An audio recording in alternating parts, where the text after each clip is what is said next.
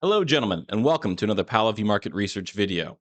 Today, I'm going to be discussing how the US government controls the economy using technology.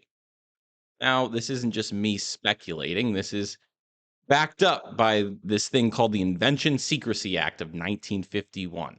Okay. Since then, they have been allowed to classify patents that the government invents and the private sector invents just because they want to. They don't really have that deep of a list of requirements, right? They just are classifying things all the time. So as of 2016, you can see that there's 5,680 patents. That's almost 10 years ago. So I wouldn't be surprised if we're closer to 6,000 right now, right? And if you want to I don't want to just say this also. If you understand inflation, if you understand like what Kathy Wood talks about in the context of creative destruction, deflation, right? You'll understand that innovation in the private sector, economic growth is exactly what curbs inflation.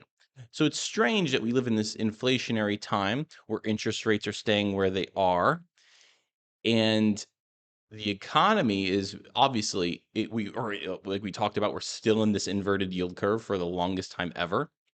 We have so much uncertainty going on where the government can step in, and this is absolutely one of the ways it can step in. It can step in by offering up some of these patents.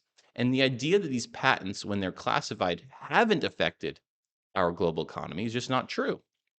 So just so you guys can verify these things on your own, you can go and look up this document and you'll see that the governing bodies, the governing related agencies and individuals for what gets classified and declassified, all this stuff is actually related to the Secretary of Commerce. So that kind of just, I mean, this proves my point, and I've had this intuition for a long time, and I just haven't really been able to confirm it, and it was interesting that, Patrick Bet-David actually released a video on this topic that went in a completely different direction about, like, cars powered by water and things like that, right?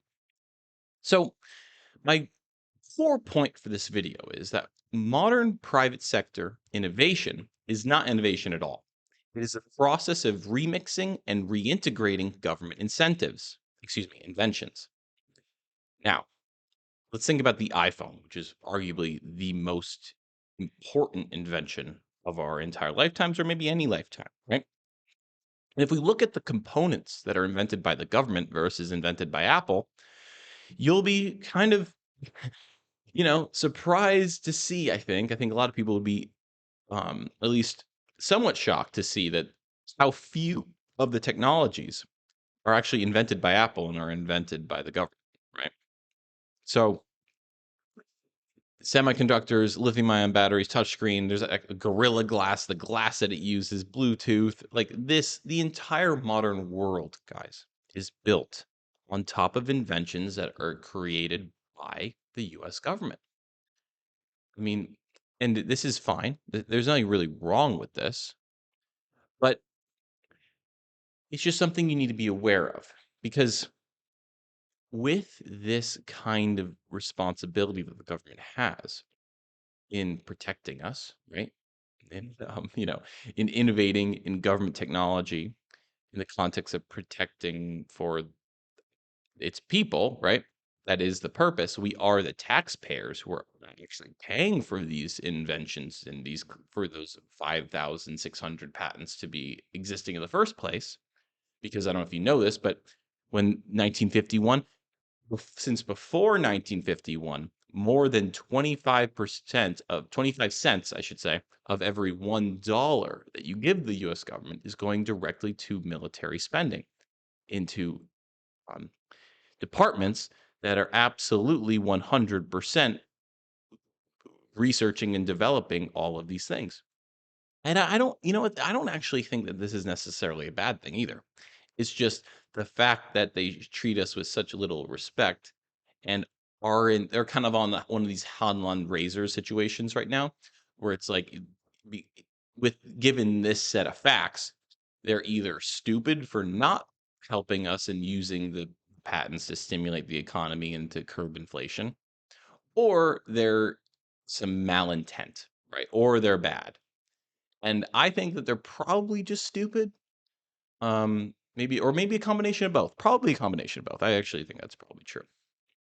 Okay, guys, so this is just a very simple video, just kind of highlighting one tiny aspect of how a very, very small amount of people can have an unbelievably huge impact on society. Because if I guarantee you, probably 2/3 of these things are related to missiles that are, and like ballistics, ammunition, things that are not really gonna be usable. But even like if there only needs to be like 2 or 3 inventions in here that can actually be used to stimulate the economy, be used as a new component to level up our gadgets and widgets that we are already using, right? So, food for thought. I want you guys to be more vigilant in understanding how this whole machine works, and this should help. I'll see you tomorrow.